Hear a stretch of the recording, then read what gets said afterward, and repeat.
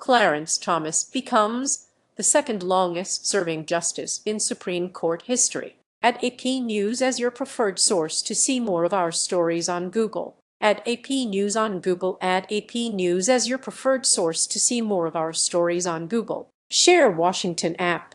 The first baby boomer on the Supreme Court hit a milestone on Thursday, becoming the second longest-serving justice in history at a time when his influence has never seemed greater. Once an outlier on the nation's highest court, Justice Clarence Thomas has become a towering figure in the conservative legal movement over the last decade, as he helped secure landmark rulings on abortion, voting, and Second Amendment rights. The only justice with a longer tenure is liberal William O. Douglas. Thomas would overtake Douglas in 2028 if he remains on the court, and there's no sign he plans to retire anytime soon. "I think he's more energized and excited now than when I first met him," said John Yoo, a law professor at the University of California, Berkeley, who served in Republican President George W. Bush's administration after his time as a Thomas clerk 3 decades ago. Thomas was confirmed in 1991 after contentious hearings that included sexual harassment allegations.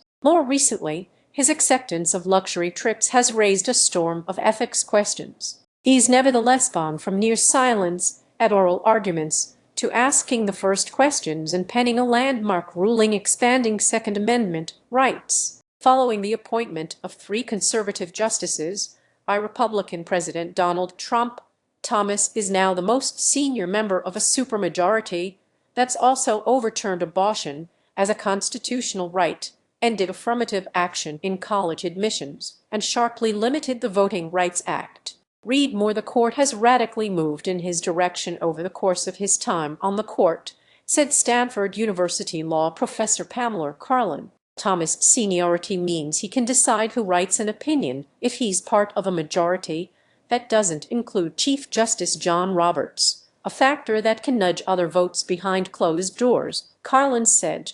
Off the bench, Thomas' sphere of influence also includes his large, close-knit network of former clerks who have served in the Trump administration and are increasingly filling out the ranks of federal judges. That is an important legacy that he will leave, said Sarah Konsky, director of the Supreme Court and Appellate Clinic at the University of Chicago Law School. Even as justices' own time on the court winds down, significant influence lies on through their clerks. That's not to say Thomas' time on the court is up. In a recent speech, Thomas tied the nation's highest ideals to a conservative vision of limited government and launched a broadside on progressivism seen by critics as unfair and inappropriate. In the room at the University of Texas, though, it earned a standing ovation. Thomas, who became the second black member of the court, now has a tenure that tops 34 years, putting him ahead of Justice Stephen J. Field, who was appointed by Lincoln before the end of the Civil War and served as the only 10th justice until 1897.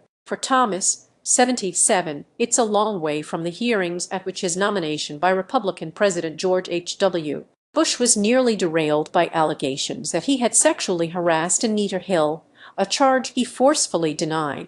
Thomas has more recently come under scrutiny for lavish, undisclosed trips from a GOP mega-donor and the conservative political activism of his wife, who backed false claims that the 2020 election was stolen from Trump. The justice has said he wasn't required to disclose the trips he took with friends and ignored calls to recuse himself from cases related to the election. On the court, though, recent years have also brought perhaps the most significant work of his career, especially a 2022 opinion he wrote that found people generally have the right to carry a gun in public. The justice did not respond to a request for comment on his tenure. His own jurisprudence has changed little over the years, said Scott Gerber, author of First Principles, the Jurisprudence of Clarence Thomas. Even as the majority